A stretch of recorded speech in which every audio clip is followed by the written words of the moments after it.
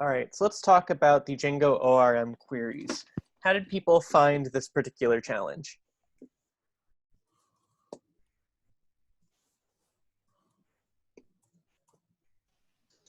It's very reminiscent of SQL. Mm-hmm. Yeah, that's good because ORM is just a layer of abstraction above SQL. All right, so let's kind of go over this together a little bit. So I'm going to create my virtual environment.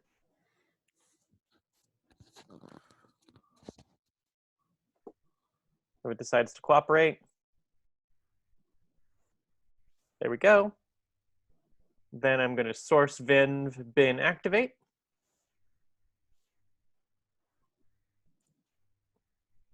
And then pip install -r requirements.txt.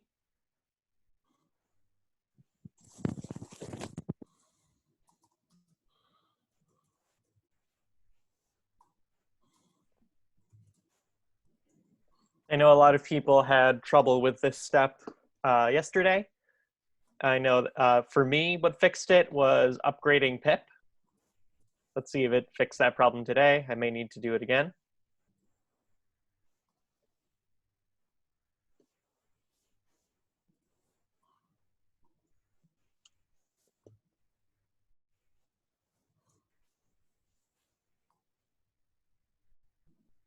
Oh, yeah, here we go. So I do pip install pip-upgrade. Let's see if that fixes it. Oh, how do you upgrade?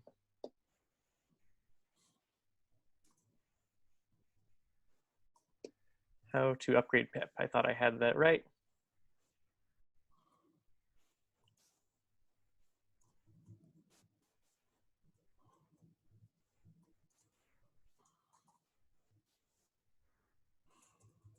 Pip install -u pip, okay.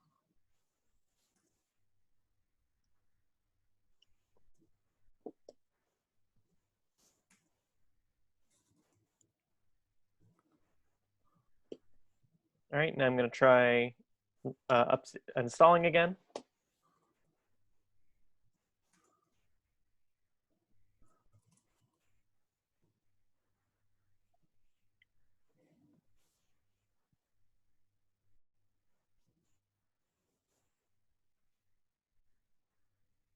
Okay, that really worked yesterday. How did other people fix this problem? Versioning needs to be 2.8.6, I believe, and the requirements.txt. All right, so let's take a look at requirements.txt. Where is it? There it is. Which version needs to be what again? I had success with 2.8.6. For psychopg? Yes. All right, I'm going to save that and run my pip install one more time.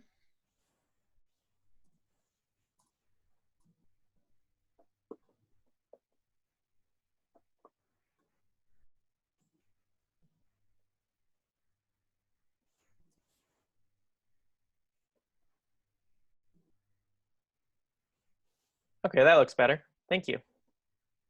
I swear upgrading pip worked for me last time, though. Oh well.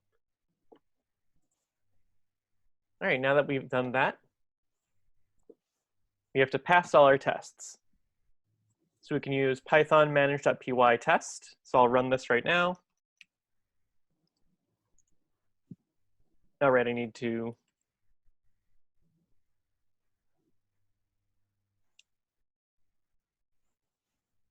okay, for some reason I'm not in the virtual environment anymore. That's weird.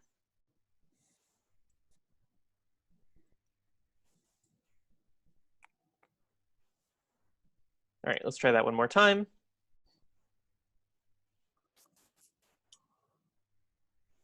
There we go. All right, got a whole bunch of errors. Type object project CRUD is no attribute. Of course, this is a lot of errors and questions to look at. So how do I make it so I only have to look at one test at a time?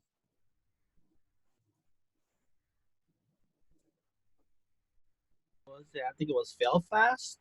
Yep, -- fail fast.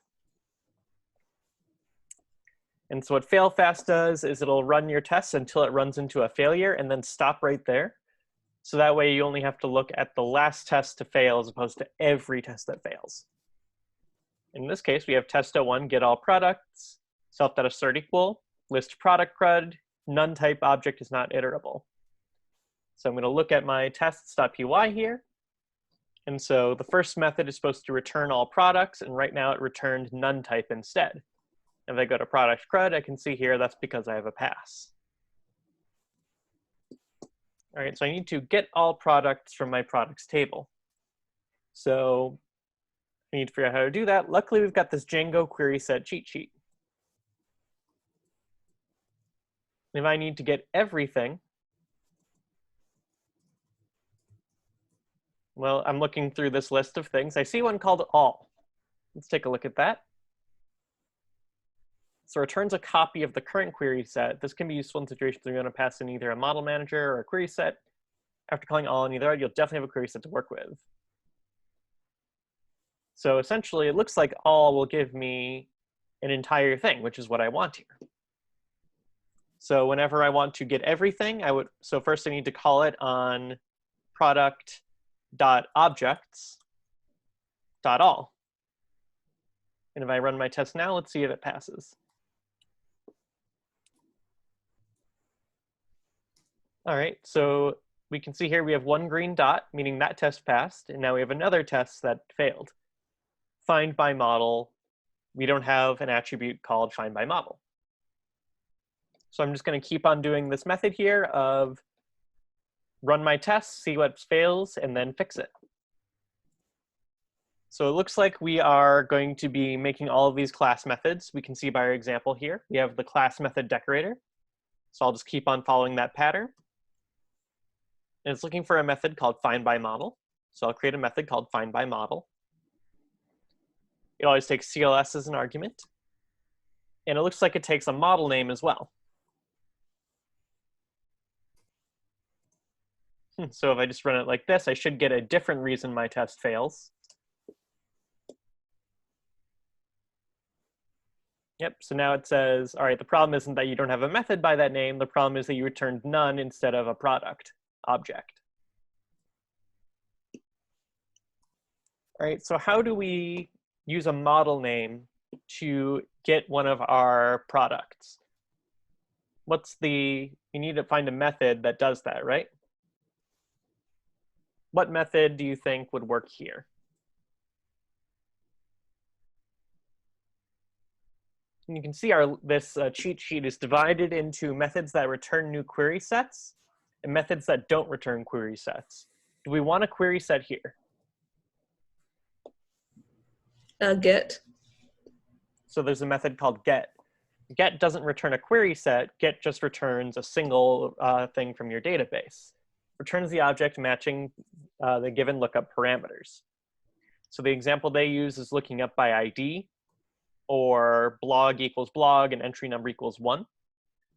So I should just be able to return product.object.get, and I would say model. We always want to look at our class here to make sure that the column name matches what we think it is. So it is called model.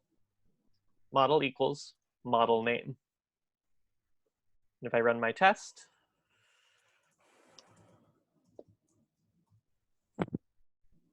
all right, we have 2 green dots and 1 problem. So that means this test passed as well. Let's do one more. Class method. This one's called last record. Doesn't take an argument. So we need to get the last thing entered into our database. So again, looking at methods, do we see one that makes sense for this? Last. Yeah, they have something called last. Let's take a look at that. Works like first, but returns the last object in the query set. Sounds good. So I do. How does it calculate last? Is it by like ID or timestamp? Good question. My guess would be ID, because not everything is guaranteed to have a timestamp, but everything needs an ID and a SQL database. So we do have a created thing here, but yeah, if I had to make a guess, it would be by ID number. So project.objects.last.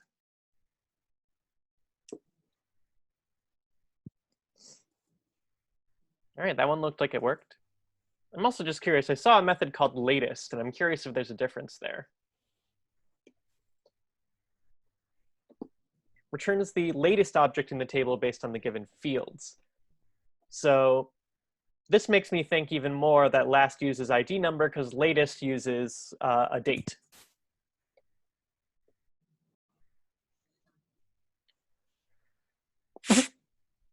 All right.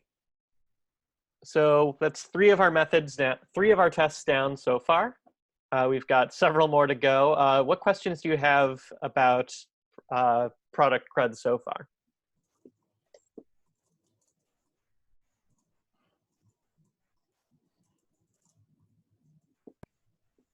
I have a question I should have asked yesterday. What's like the best way to understand a query set versus something that's returned and not a query? Good question. Let's take a look at that. So I'm going to click on this link here and see if we can find out kind of more things about what a query set is. So you have this query set API reference. We can kind of take a look. Maybe you can see some things about query sets. You can pickle query sets. That doesn't really help me. So here's the formal declaration of a query set. So usually you'll interact with the query set, but you'll use it by chaining filters. So query set is 2 public attributes. You can tell it to be ordered, things like that. So it looks like in general, a query set is a specific data type that Django uses, Django's ORM, I should say, uses whenever it queries your database. So it seems like it's very similar to a list, but it is, instead of a list, it is a, something a bit distinct. So I'm going to try something here, actually. I'm going to print product.objects.all. And we can maybe get a closer look at what it looks like. Okay, so we can see here we've got a query set. It looks a lot like a list. We can see a whole bunch of products. And if I do, okay, give me the first product instead of using .first.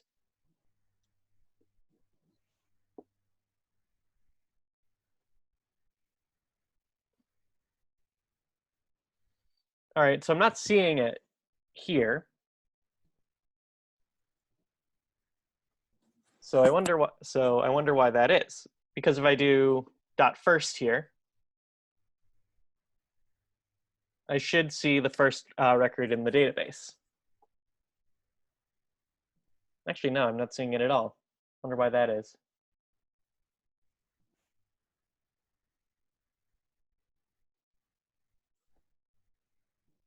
Am I missing something here? Oh, there it is, product object 1. So it's a query set works a lot like a list. It's just got its own set of behaviors that are distinct from a list. If I wanted to treat it as an actual list, I can use the list operator on it, like so. And we should get a list instead of a query set. So I've kind of compelled it to be in a list form instead of a query set. So a query set is just Django's way of having a list with distinct properties, such as being able to use .first or .filter and stuff like that.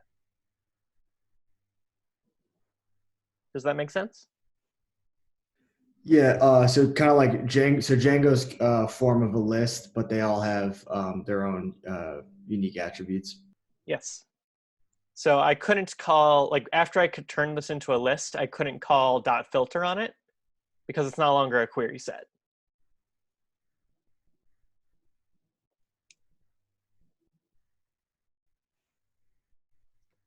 All right. what other questions do you have about Django ORM before we try some more of these tests?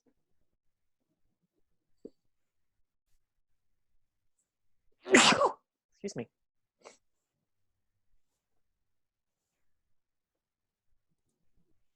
So I'm going to run my tests again so I can see the last test that we failed. So we need a method called byRating, which you can see takes a rating as an argument. So that class method,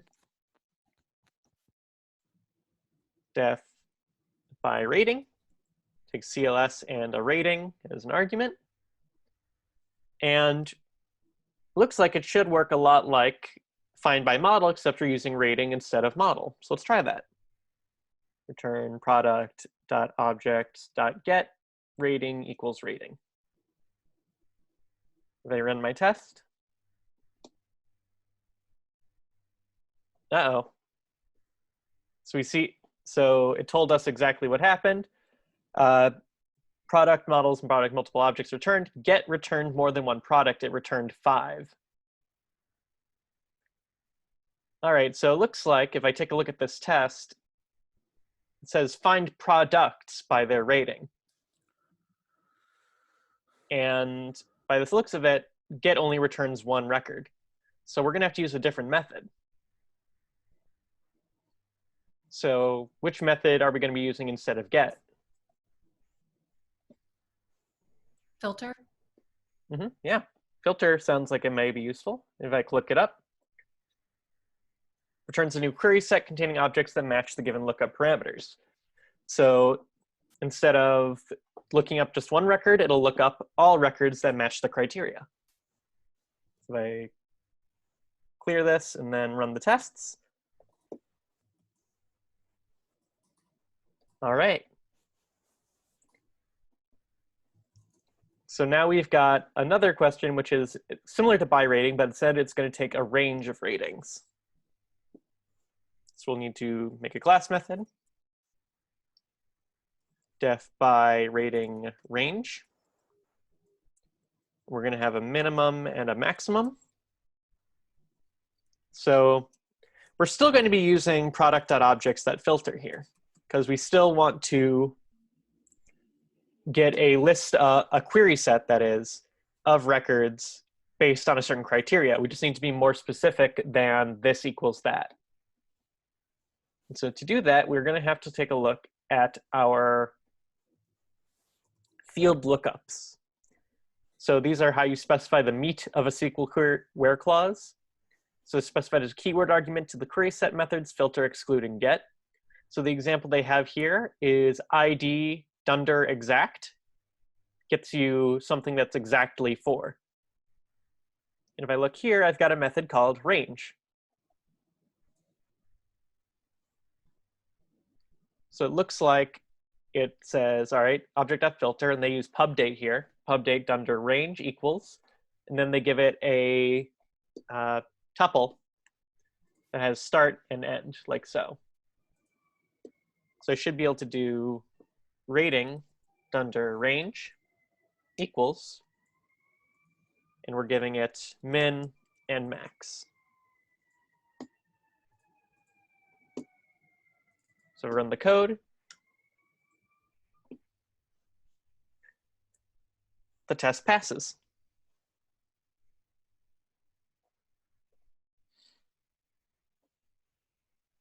Okay, let's do one more. This one's called by rating and color. So I'm going to give it rating and color. All right, so this time it needs to have 2 different things. I saw something in our cheat sheet that might help with that. We have operators. We have and or, just like we do in programming. So take a look at the and operator. So it looks like we have multiple ways of doing that. So we could use an ampersand here, model.objects filter 1 and filter y equals 2. There's also, we can also just give filter 2 different arguments, and that does the same thing. And we can also import the Q library which seems to do a similar thing. But I think the simplest way is just giving filter 2 different arguments. You can just say product.objects.filter, rating equals rating, and color equals color.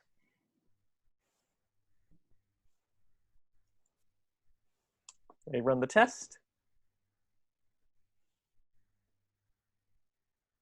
So that one worked. Now there's one called by rating or color. Before we move on to that one, I'm gonna. What questions do you have about these methods that we've made?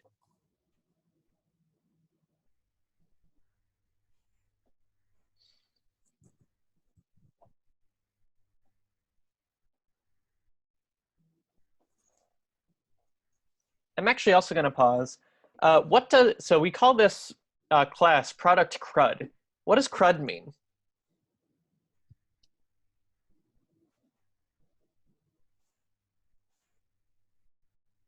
Or actually, it's an acronym, CRUD. Yeah, it's an acronym. It means create something, update, delete, reuse, maybe? Close. It's create, Cycle. read, update, and delete, or destroy, depending on who you're asking. And these 4 behaviors are considered kind of the standard behavior of most websites. So you're going to hear the term CRUD app thrown around a lot in the coming weeks. And a CRUD app just does these 4 behaviors. It can create new records. It can read them, meaning it can retrieve them and show them to a user. It can update them, meaning it can edit them. And it can delete records. So when you get right down to it, even an app as extensive as Facebook is a CRUD app, because it can create content, read it, update it, and delete it. And so product CRUD here doesn't actually do all of the CRUD behaviors, because all we're doing is reading from the database for now. But I wanted to mention that, and we'll go over CRUD in more detail soon. But for now, I just want you to be aware of this acronym, create, read, update, delete. It's going to come up quite a bit.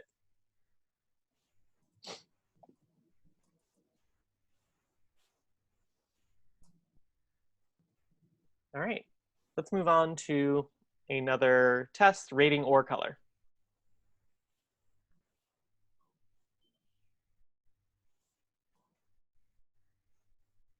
So it's very similar to what we just did, except we're looking up things that match either criteria instead of both criteria. All right, so how do we look up do an or query as opposed to an and query?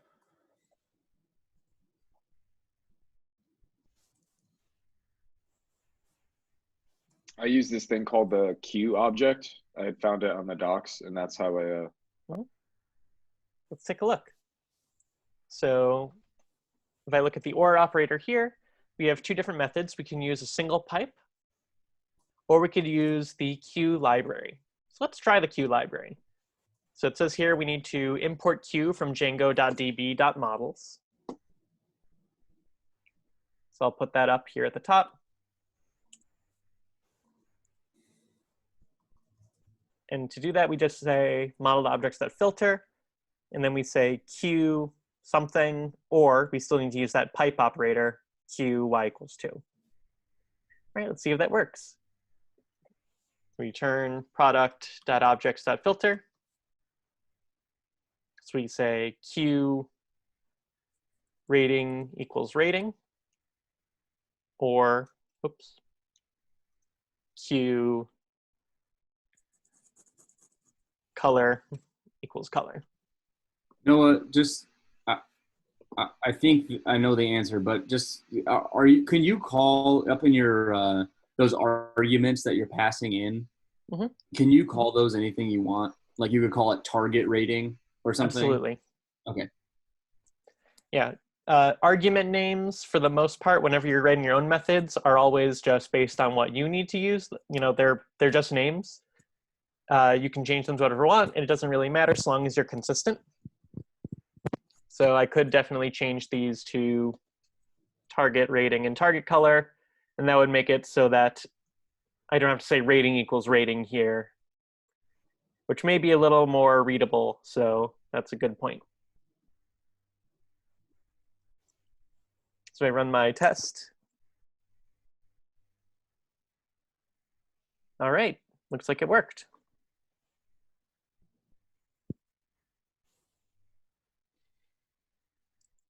So I'm curious about that Q library that Django has. So I do Django Q here. Oops, autocomplete. What is the Django Q object? A Q object in Django is an object used to encapsulate a collection of keyword arguments. These keyword arguments are specified in field lookups above. So they have something right here. So they'd use Q, question starts with what? So they can be combined with the and or operators. When an operator is used on two Q objects, it yields a new Q object. So it looks like a Q object here is very similar to what Django ORM does already. It's just got its own behaviors, I believe. And we've seen that both of the things we've used Q for, we had the option to use Qs for using the and or operator. We could have also done without it. So I think mastery of the Q library doesn't seem to be necessary, but it is good to know about as an option. Let's check out no color count.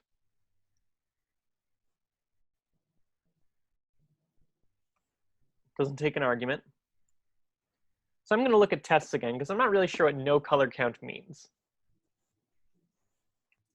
It says right here, returns the count of products that have no color value. All right, so this is a little bit different than the ones we'd been doing before, because instead of returning records, we're returning a question about the records. How many don't have a color? So this is the first thing we're going to need to do in 2 steps, right? First, we need to figure out, first we need to get every record with no color, and then we need to provide the count of them. So let's first figure out how to get records without a color.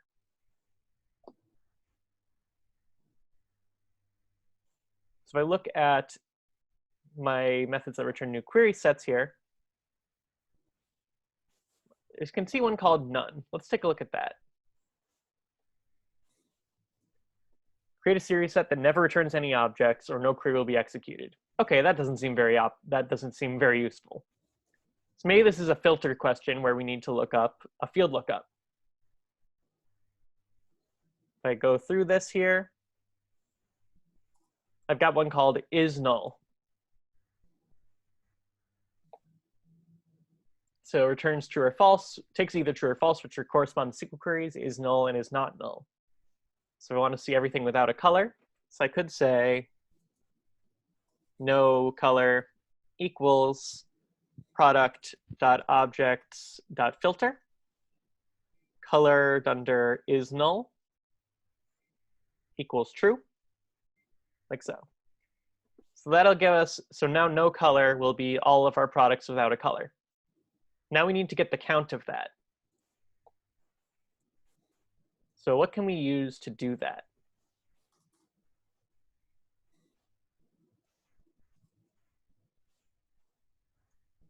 This one actually took me longer than I wanted to admit yesterday, but dot count. Yeah, we have a method here, an aggregation function called count. Take a look at it. It says returns the number of objects that are related through the provided expression. All right, it doesn't actually show us how to implement count here. So maybe if I do a control F, hello. So they use something here, blog.objects.annotate count entry, and says number of entries, the name of the first blog. So I'm not really sure if that's what I want. Let's see if I have any other things. So it seems like they all use this annotate function. So what is annotate? So annotates each object in the query set with the provided list of query expressions. An expression may be a simple value that has been completed over the subject So each argument to annotate is an annotation that will be added to each object in the query set that is returned. And so they import the count thing here. So let's try this out.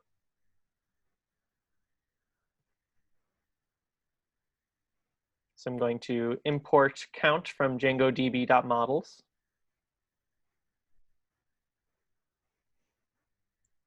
So let's try running this on no color. So I'm going to say print no color dot annotate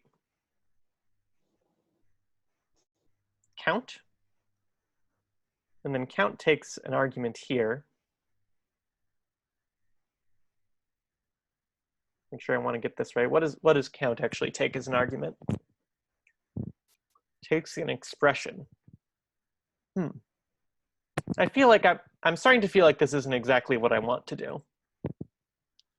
When I said dot count, I found that's the one I tried at first, the annotate count, but then I ended up just putting dot count after the color equals none that we did the first line. Ah, so there are It's actually two lowercase. methods called count. So one is with a capital C, one's with a lowercase c. So dot count just returns the total number, the number of entries. So I should just be able to return no color dot count with a lowercase c. Let's see if that works.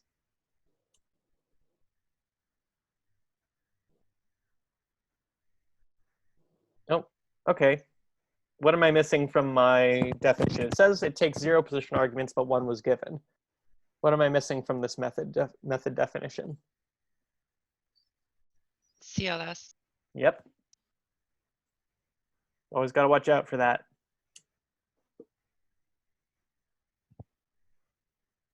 All right, now we have another test to pass, below price or above rating.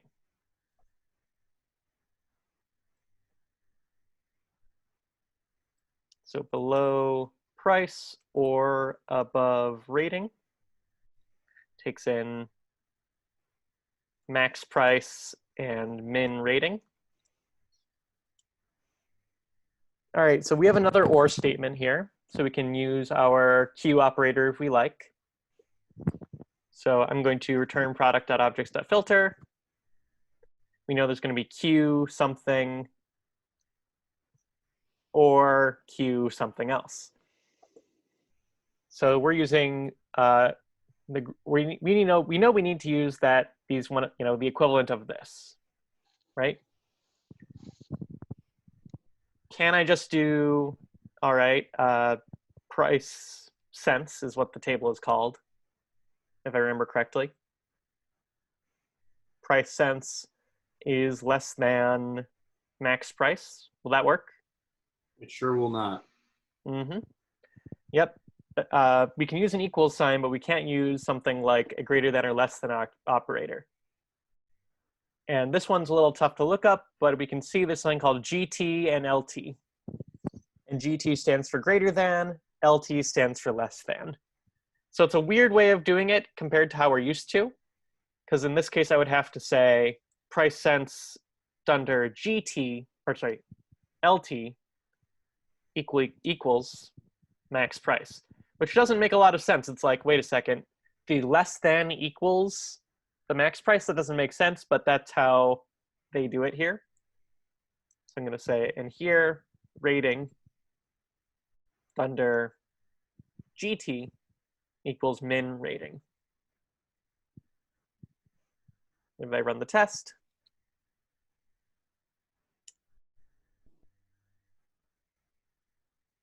all right, cool. Now we've got the longest function definition I've ever seen. But before we do that, any questions about these methods that we've defined so far?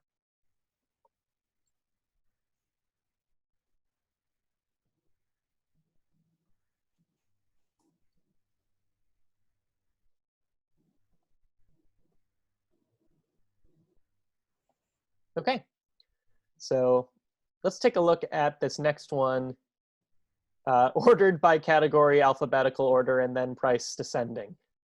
Yeesh. So I'm going to copy this. I'm not going to type it out.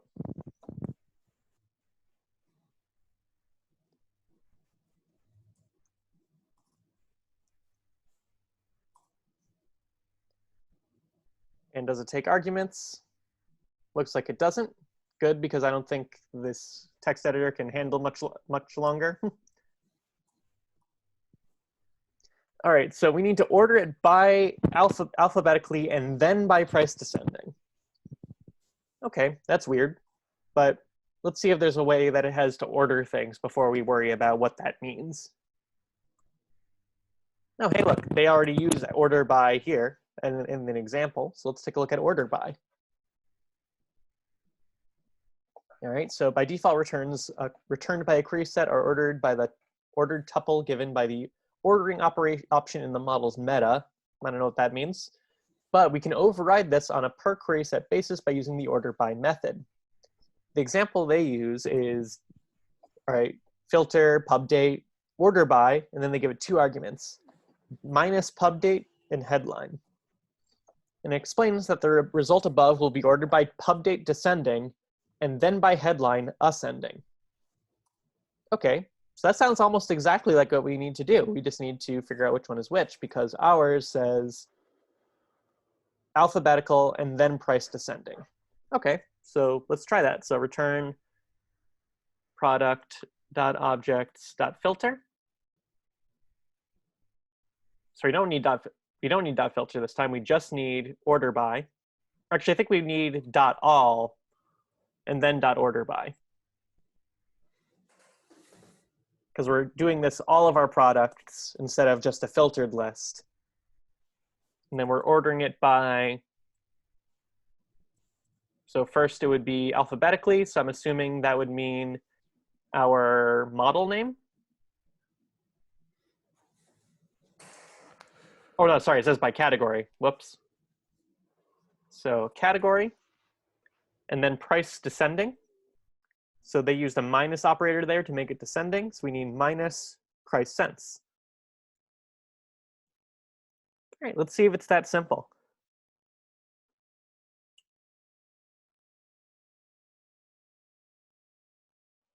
Looks like it is. So honestly, like I'm looking at this, I don't know what it means to order something alphabetically and then price descending. Because I feel like, okay, you order something once and then you order it again. Do those 2 orders stack? I'm honestly not sure. But if we need to do it that way, looks like this method gets the job done. So I don't need to understand exactly what's happening. I just need to know how to implement it. All right, let's try products by manufacturer with name like.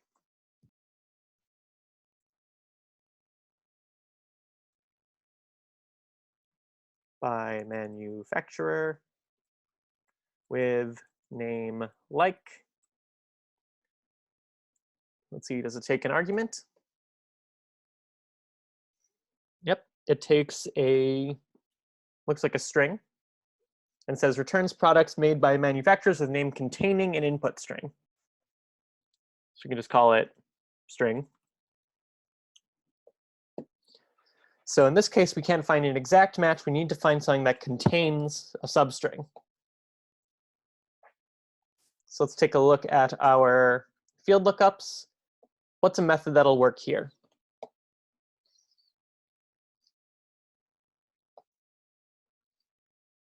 Contains.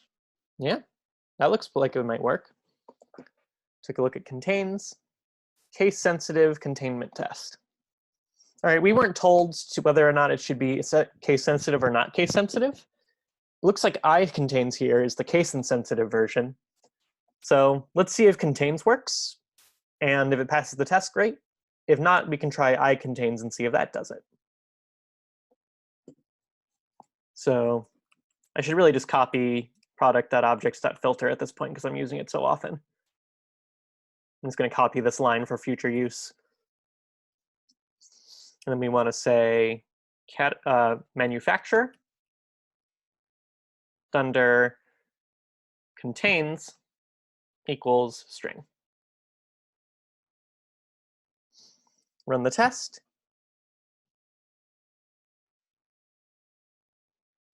All right, so now we've got something interesting here called manufacturer names for query. I can't tell what that does just by the name, so let's look at the test. Luckily, our test maker made some very good annotations here. So return a list of manufacturer names that match the query. So the example they use is they run this, they get group, and then it returns just a list of names rather than a query set of objects. So in this case, we need to, instead of returning records, we're going to be returning a list of things from that record. All right, so let's define this method. So manufacturer names for query. We can just call this one query here, since that's what they use. Now, before we worry about how to get those names out, we already have a method that gets everything, that gets all of the records that match the query, right? We just wrote it. So we could say matching records equals, and we'd use CLS dot products by manufacturer with name like with our query there. So now we just need to figure out how to get all of those names out. The question is, how? Did anyone find a method that works very well for this? Values underscore. Sorry, I heard values underscore, then something? Values underscore list. Okay, values list. Let's see if that's in our cheat sheet so we can look it up. Values list. Hello. Let's see what values list does. So this is similar to values, except that instead of returning dictionaries, it returns tuples when iterated over. Each tuple contains the value from the respected field or expression passed into the values list call. So if we wanted ID and headline, we'd use values list, and that would give us one first entry, everything like that. All right, so that gives us a list of tuples, and if we look at our test, that's not what it wants. It just wants a list of values. Is there a way to make it so that values list only returns the values, not a tuple? It takes a argument flat, and if you set it to true, then it returns a list. Yeah, so we say something called flat equals true here, and that just gives us a query set with 1, 2, and 3. Okay, let's try that. So we'd want to return matching records dot values list, and from there we want the manufacturer, and we want flat equal true.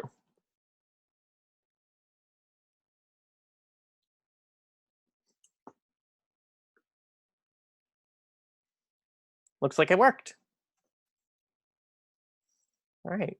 What questions do you have about these three methods?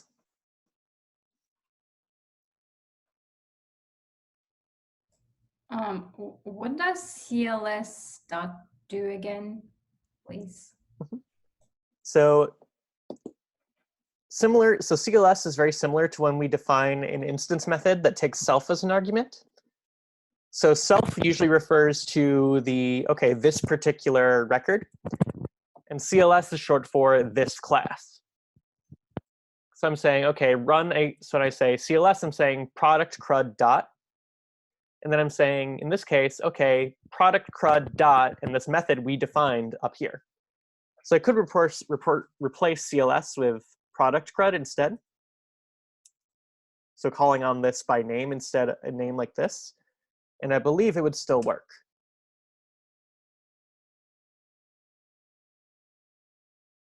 Yeah, so CLS is just shorthand for the name of the class we're in.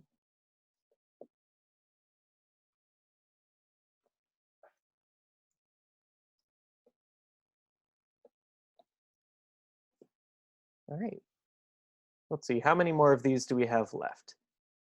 So we've got, looks like 7 more. Eesh. All right, how long have we been doing this anyway? Well, do people want to go through all of these, or do we want to call it at some point?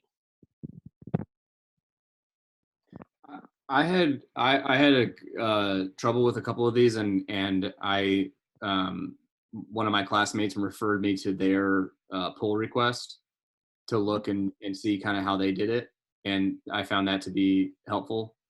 And so, if people want to stop, there are still resources available to learn this stuff. Thank you, Aki. What are people's preferences here? Because this is our only real lecture for today, so we have the time. I just don't want to keep you all here staring at the screen forever while we do yet another set of tests. Are we not having any lecture on the validations? I wasn't planning on it. I was just planning on doing this one today because I'm not sure if everyone's gotten to validations yet. Oh, okay. Can we do like last two ones? So we down to longest model name and ordered by model length. So we can do these first. We just won't be able to use our fail fast this time. So let's do our class method, and the second to last one is called longest model name. So returns the ID of the product with the longest model name. So longest product name, did I get that right? Take CLS as an argument. Longest model name. Whoops. All right, so this is a tough one because, all right, we need to figure out, okay, we have model here, and in Python this would be easy. We could just say len of model.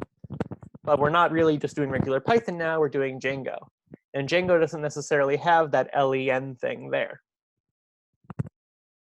So let's take a look if there is a length, something involving length in our cheat sheet.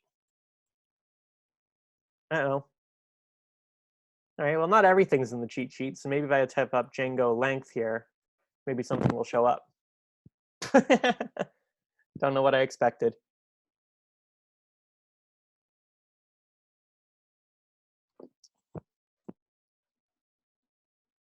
So I look up length.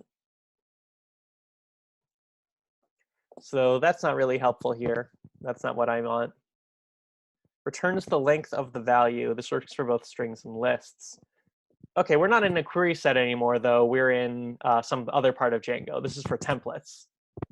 So I do Django query set length.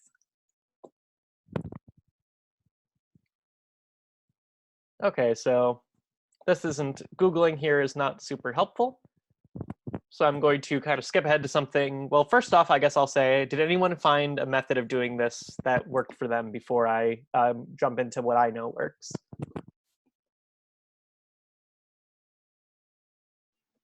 We imported the function that I put into the Zoom chat.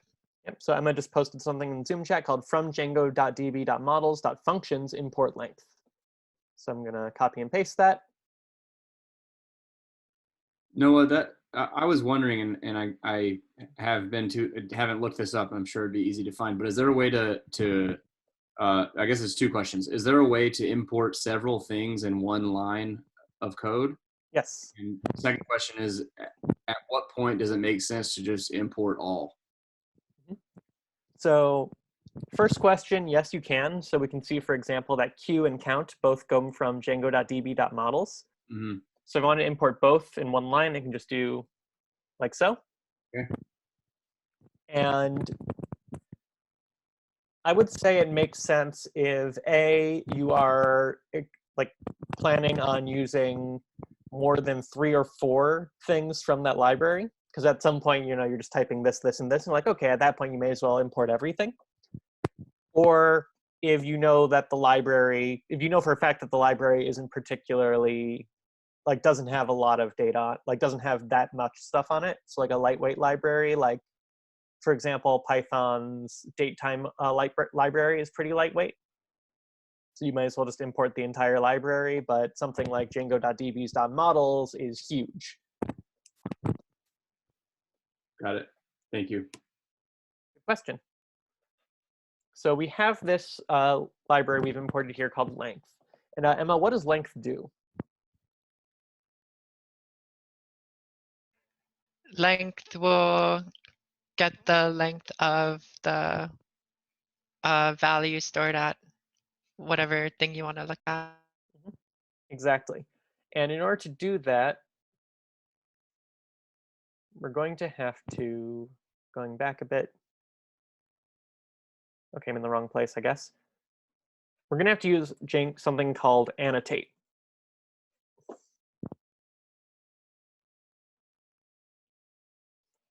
Okay, that's order of annotate and filter clauses. I just want annotation in general.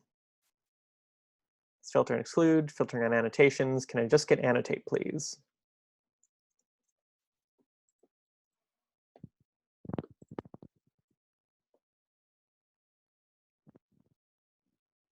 Here we go.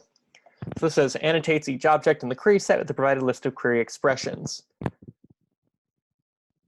So essentially, it allows us to change how things work a bit. So for example, I'm just going to run this and I'm going to say product equals product.objects.annotate. I'm going to say length equals length of the capital L model. And then I'm going to print product and see what it looks like. And I'm going to run all of my tests. So we have a lot of failures, scrolling up a lot. All right, so let's see, did it print? Oh wait, that's not the right one. Okay, scroll up more. Here we go. All right, so, that's not very helpful. We have a list of product objects, but it doesn't really tell us anything. So what if I did, okay, give me the first one.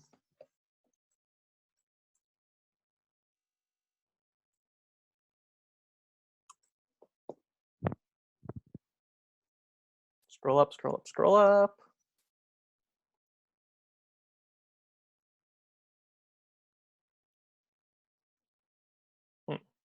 Okay, so I'm still not entirely sure what's happening here. It's not really printing anything by the look of it, unless I'm missing it.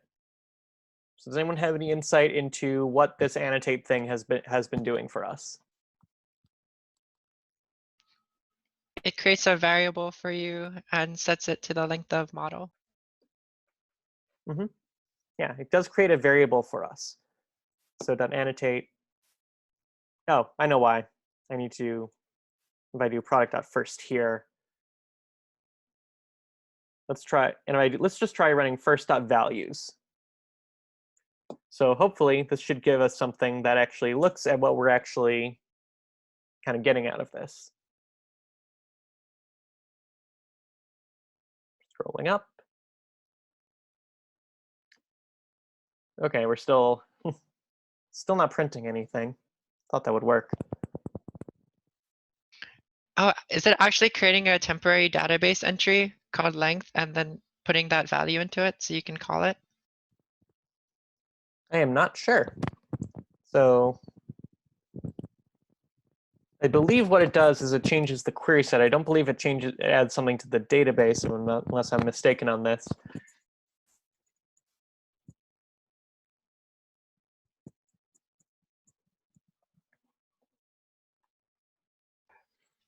We didn't use annotate for this. We just used values list and we were able to get the value that we want. Let's try that. So you said objects.annotate.valuesList, or sorry, objects.valuesList, like so? It goes after,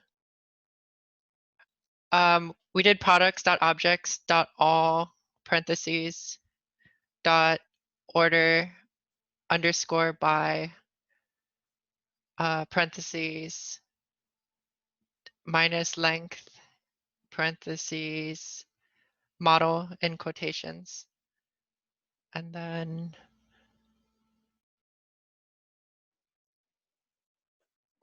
All right, but it doesn't have a length thing yet. is it okay if I copy and paste in the chat? Absolutely. It's kind of a long thing. Okay, yeah, definitely.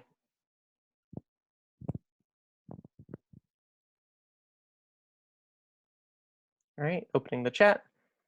All right, so I'm gonna copy what you just sent me and put it here. All right, there we go. So you created a variable called longest model names, set it to product.objects.all.order by minus length like so model. All right, this makes a lot more sense than what I was trying to do, actually, I think. So thank you, I just learned something. So I'm actually going to, so if I print out longest model names here, I should see what you actually sent here. Scroll up, scroll up, scroll up. All right, so we got ID. So the ID is number 25. So it looks like you ordered by, then minus length model. I didn't know you could do this. So the length thing just says we're ordering it by the length of this descending. And then you get the values list like we did earlier with the names for query, and gave us the first one, first ID. No, can you take us through what's happening with the dot values list method? Yeah, definitely. So let's just look at the documentation again. So I'll Django values list.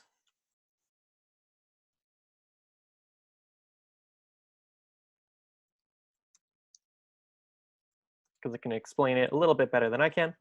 So if we look here, it says values list is similar to values. If we look up here, values returns a dictionary. So, name, my blog, entry, headline, and entry, name, my blog, entry, headline, another entry. Values list returns it as tuples. So if you ask for give me the ID and the headline, it'll return a list of tuples with the ID and the headline. So that's the first thing, is it'll say the values list will always give you the ID. It'll give you whatever field you're asking for from what's the word I'm thinking of? From a query set, like so. And if we tell it flat equals true, instead of being a list of tuples, it'll be just a list of the values instead of the tuples, instead of in tuples. And then once we had it as a list of values ordered by length, we just got the first record in that length, in that list. Okay, so we're returning just that one ID then. Exactly.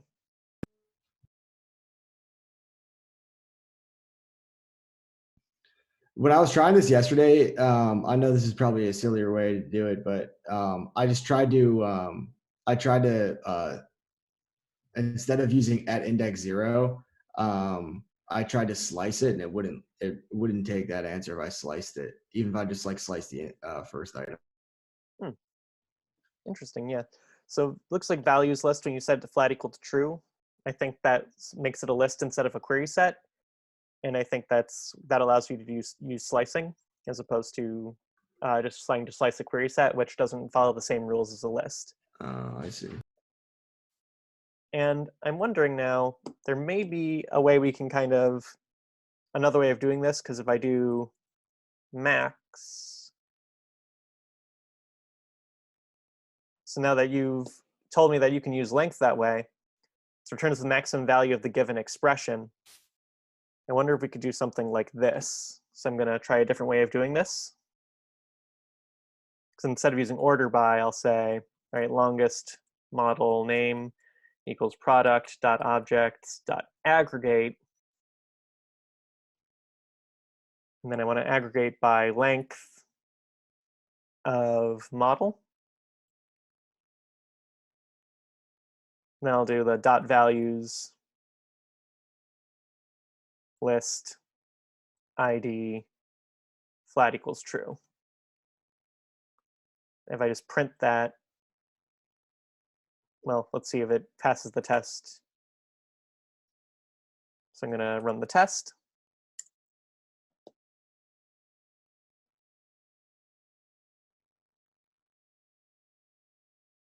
All right, so we have something here. Length has no attribute at default alias. So complex aggregates require an alias. Okay, that's interesting. So I can't just say, oh wait, so I need to use max. I forgot about that. So I'd use max length, and I need to import the max library, I believe, which I believe is another thing in here. So I'm using the max function to say, okay, give me the maximum value based on the length of the model.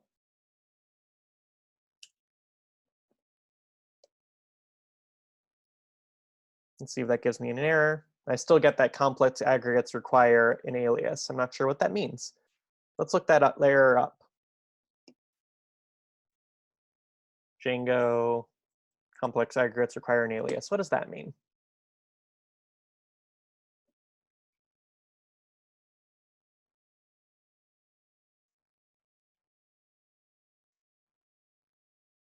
All right, so I think it looks like they're using latest equals right there. So you need that keyword, I think. Also, I think I need to do objects.all.aggregate as well. So I'm going to first do that all.aggregate, see if that solves the problem. And if not, then I'll do something else.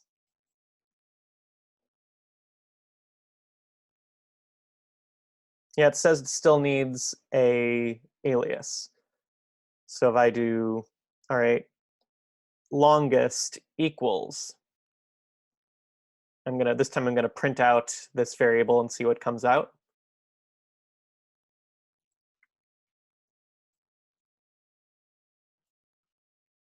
So as you can see, I'm experimenting here a bit because this is a way of doing it, which honestly I think could be a lot better than the way I'm used to doing it. All right, so now we've got something dict object has no attribute values list. All right, so if I get rid of this values list thing, I want to see what I'm actually looking at. So I want to see what longest model name actually looks like. Ah, okay. Here we go. So it says I've got something here called longest, which appears to have the actual, at least seems to have the length as opposed to the actual record. Because with the one with the highest record should be the one with the ID of 25. And this one gave me a dictionary with the longest count, but it didn't tell me what record that was. So looks like this method of using the max thing, looks like I'm a little, so it told me the max length, but didn't give me the product of the maximum length. So looks like at the moment, I would say that the method that Emma used seems to be better. So I'm going to comment this one out because I think I need to work on it some more, but we don't have all day. Actually, I have a question as well about how to view query sets. So if you take off the 0 index at the end of that, and then you print all the query sets, it kind of cuts them off so you can't see everything that it's returning. Mm-hmm. I was wondering if there's a way to see it all when you print it. Good question. So this will fail the test, but I should be able to see everything. So we have this thing, remaining elements truncated. So let's Google that real quick. So Django print all, and that says remaining elements truncated. Let's see if there's a way to get around that. Ah, hello, override remaining elements truncated in Python. So query sets do this automatically when you just output them in the shell, which implicitly calls REPR on them. You call list on the query set, instead they'll output everything. So now if I print out list, longest model names,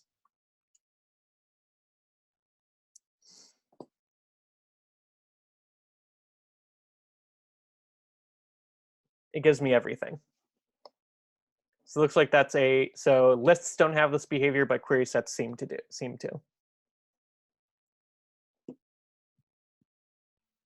Thanks. No problem. Right. So it prints ID, right? IDs? Or yes. okay. Yeah, so values list ID flat equals true would it's going to give us a list of ID numbers ordered by which one has the longest model name. And then we're just getting the very first one. So if I run this test,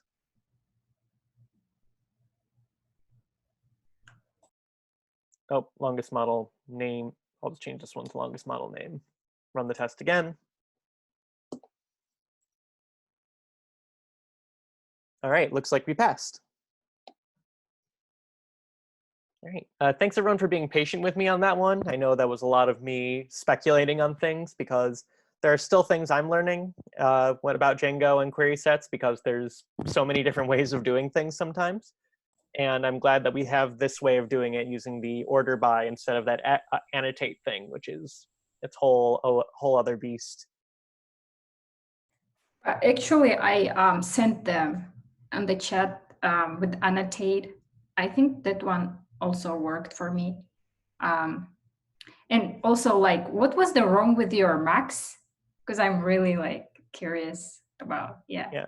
So what happened last time was when I used the max function is the aggregate max thing returned a dictionary. Oh, like kind of, it looked like this. So longest is 29 is what it returned. So instead of giving me the product object with the longest ID, with the longest model name, it gave me just the length of the longest model name and no other data. So I couldn't, from here, I couldn't get to the ID number because it wasn't giving me all the info. It was just giving me the length.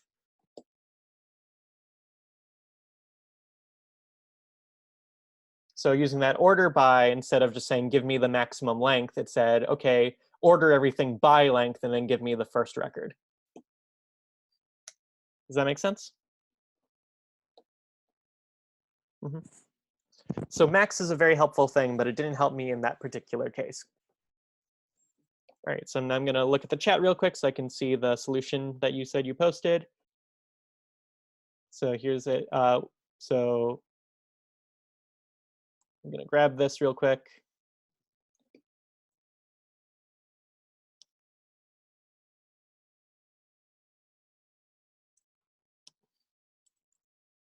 So you use product.objects.annotate, and then you said model length equals length of model, and then order by minus model length 0.id.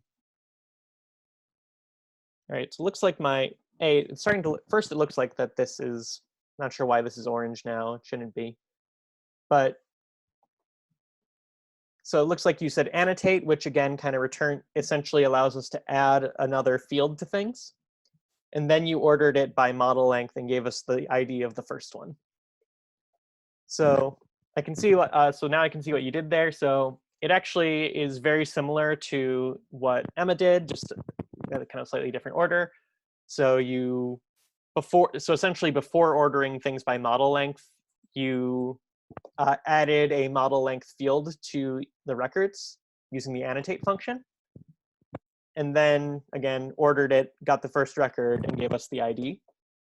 So it looks like instead of using the .values list ID flat equals true, for this one, we should also be able to use ID, and that seems like it should still work. I'm going to comment that out, see if that still works, or if I'm doing that, if I'm misunderstanding. Okay, so query set, so we need to say model 0.id.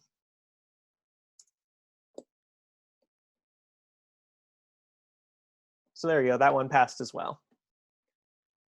And I think someone also posted another thing, which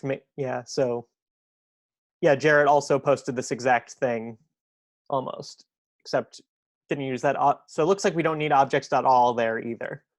We can just do product.objects.order by minus length model 0.id.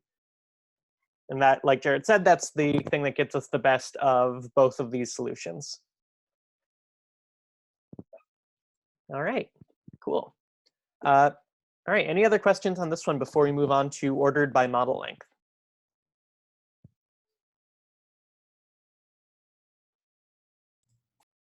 Which honestly, I feel like this our solution to longest model name will also give us the ordered by model length solution. Because we just need to take, class method. Oops. Ordered by model length. This time we'll do it the way Isa did it. So product.objects .annotate. We'll say model length equals length. And I don't think this time it's going to be ascending as opposed to descending. Or maybe it is descending, I'm not sure. I think it's ascending this time. Dot order by model length. And I think that should do it.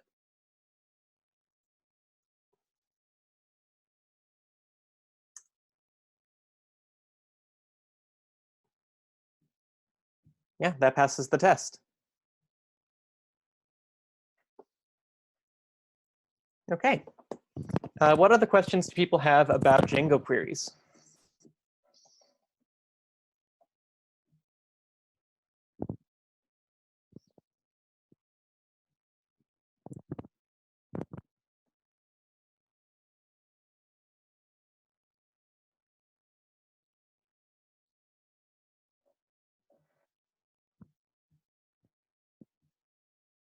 Okay. In that case, take a look at so many tabs.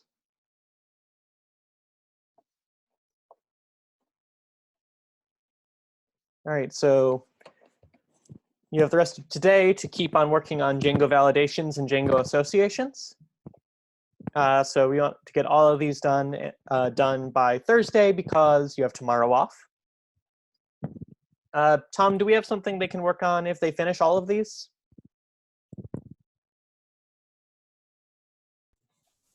They can work on, they can move on into Thursday's curriculum or work on the weekly challenge, which I remember we didn't cover last week.